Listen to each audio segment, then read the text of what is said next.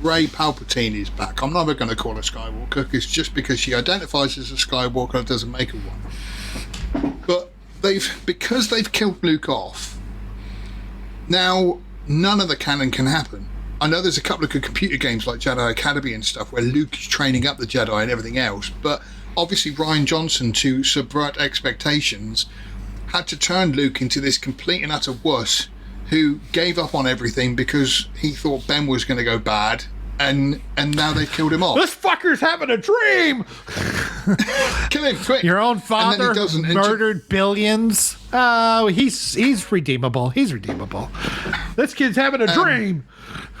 But with it, what really struck me about this is, there was a video on our channel, you can have a look at it, it's one of the shorts, where Mark Hamill is saying that The Force Awakens is, there's an orphan on a desert planet who comes across a robot who's got secret plans to a giant, Death Star, and he, and that basically is, it's A New Hope, but with a girl.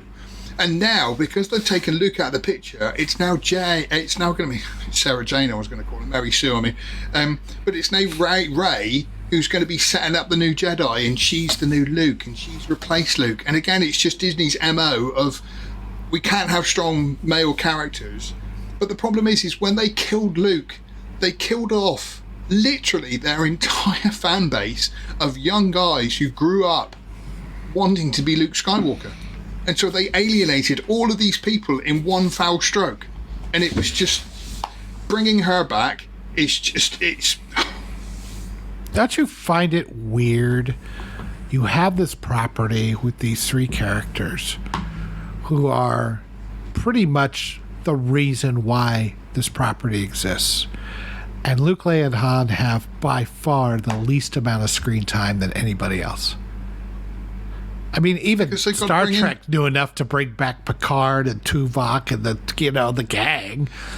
But again, it's, and I'm gonna carry on saying this, and I don't care how woke I sound, but it's Disney's MO of replacing the male characters with a female to try and appeal to that female audience. But the problem is you've got a female audience already who are quite happy to look to people like Leia and Mara Jade and all these other great females within the confines of the films and the EU and stuff. But they forced Rey into this, and she was terrible.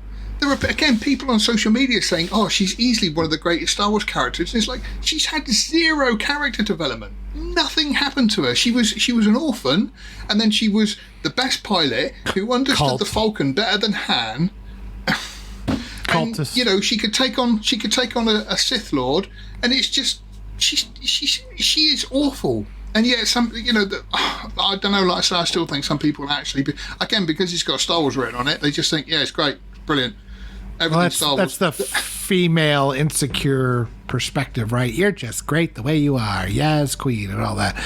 It's like, no, you're great because you overcame obstacles. Yeah, you had problems. That's what people relate to. You overcame them and you fight them, yeah. Yeah, that's why people love these stories. Yeah. Oppression, you didn't have to overcome shit. Yeah. There was a lad on Wednesday, and I said on social media, I don't want to watch Mandalorian, but I'm going to try and avoid it. And he said, oh, it sucks for you then. He said, oh, it sucks for you then, because it's going to be epic. And I thought, right, you're one of those people that even before you've seen it, you've already decided in your head it's brilliant. And it's just like, brilliant. What is the point of watching it? What is the point of going through the whole process of watching it when you've already decided it's good, as opposed to going in with an open mind? And just, like I say, bringing Daisy back, I know everybody was like on their feet and going, oh wow, great, it's Daisy, and I'm just thinking, oh, this they have killed off the fan base. There used to be in colleges anyway, before they went all insane, there used to be, classes you could take on appreciation of stories and fiction and things like that. And there were reasons that a story would resonate and become great and go throughout the decades, because there are certain tropes, there are certain things that are, and I'm not the best at this, but there are literary guidelines that make stories compelling. And none of this is in a character like Rey. But they don't understand this. They don't understand. They don't understand what they don't understand. They don't know what they don't know, right? Because they never take. If they've taken any classes in college, it's all about gender studies or propaganda nonsense, right? How everybody's equal and when everybody's perfect and everybody's wonderful the way they are. Yeah. And so you take away the thing that drives people. If you tell everybody that they're perfect the way they are, one, they don't know how to handle adversity, and two, they have no drive to overcome adversity because they don't understand why things aren't perfect. And it's like you are taking away a fundamental part of their humanity by telling them this nonsense. And then they I mean, it's not just that. I feel sorry for them to a certain extent because they lap up this stuff and it's empty. And they may be able to deal with it in their 20s. The longer they go, the more the emptiness is going to grow inside them, and they don't even know why. Yeah. It's. I mean, when you think if they were to update Lord of the Rings and make Frodo and Sam girls, it would just be a case of literally walking to Mordor and going, well, "That's done." No, it wouldn't be that. It would be. This really goes with my outfit. But with it, again, I can handle it just fine because I'm awesome. And she would be able to handle it just fine. And even Gollum would go, you can keep it. Yeah. Oh, girl, it looks so much better on you. I've been wrong this whole time, precious.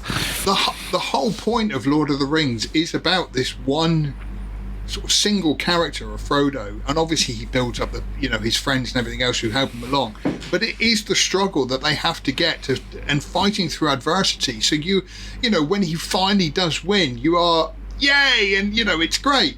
Whereas, like I say, with Rey, she had none of that. It was just everything was handed to her because she was perfect. So you just sort of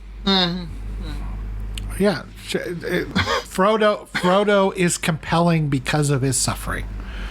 I mean, go to Jesus for that on Easter. I mean, why is Christians all around the world still, whether you believe it or not, the story of Jesus is compelling. He gets on a cross, dies for our sins. Okay, I mean, it's compelling, right? It's suffering, and he gets.